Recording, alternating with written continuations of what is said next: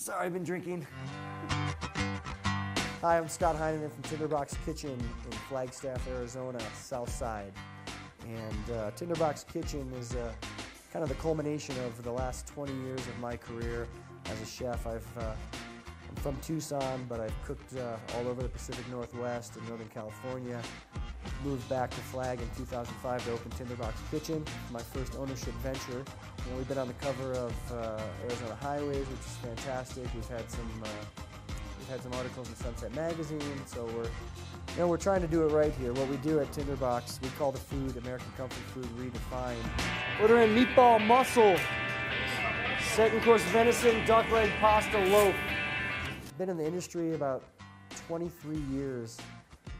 Interestingly enough, I've never had a job outside of the hospitality industry since I was 17 years old. I just turned 40. Yeah, it takes a while. Okay. It's not the normal bar fare. It's a 10-ounce pork chop. Tell him I said don't get his panties in a wad. I think you either have that, it's instilled in you at a young age, or it's not. I mean, you either have the personality and the skill to do what we do as chefs on a daily basis, or you really don't. I think you meet a lot of people that have gone to culinary school, and they get out of culinary school, but they haven't really worked in the industry, and they think just because they have this piece of paper from this institute that's what makes them a chef, but it doesn't really work that way. Oh yeah. I had the luxury of being a personal chef for Paul McCartney for a week in Tahoe, which was surreal to a certain extent. He was on a week-long ski vacation with his now ex-wife, Heather Mills, so I cooked for both of them, just dinner for 6 nights in a row, and it was awesome. I mean, I was squeezing limes for margaritas with Paul McCartney, you know.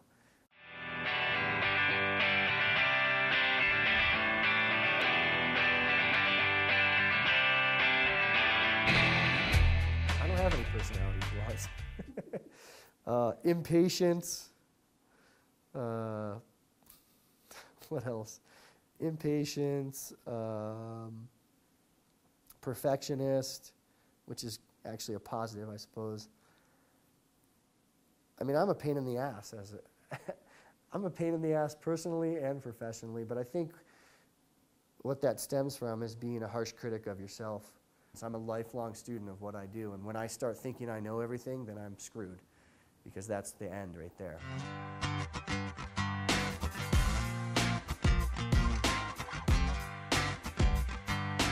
I'm trying to get some hobbies. My wife seems to think yoga is going to save my life, but I can't wrap myself around that idea. I love cooking seasonally. Right now at the Tinderbox, what we're doing, it's winter, it's cold. We're doing a lot of, soul-satisfying dishes. We do a lot of braises. We do a braised hog jowl dish that's killer, braised in Dr. Pepper and some spices, and we do a little southern twist on it with some blue cheese grits. Last night we had some braised short ribs on the menu with just roasted root vegetables and horseradish. I mean, the idea with the food is we try and be ingredient driven and cook seasonally, but at the same time it has to fit what we do here.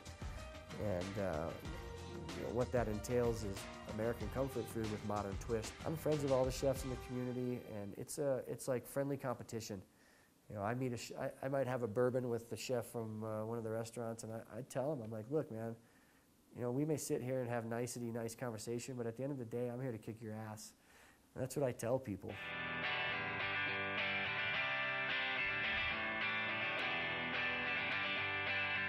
We don't fuss over plates too much. We present the food cleanly with big flavors, but it doesn't take 4 chefs or 4 cooks to plate one dish. It's not over-contrived or over-touched or manipulated by any means. The menu reads very simply, and that's what I like about it. I think that's the key, is to under-dramatize the menu and then over-deliver on the plate. So it's working so far.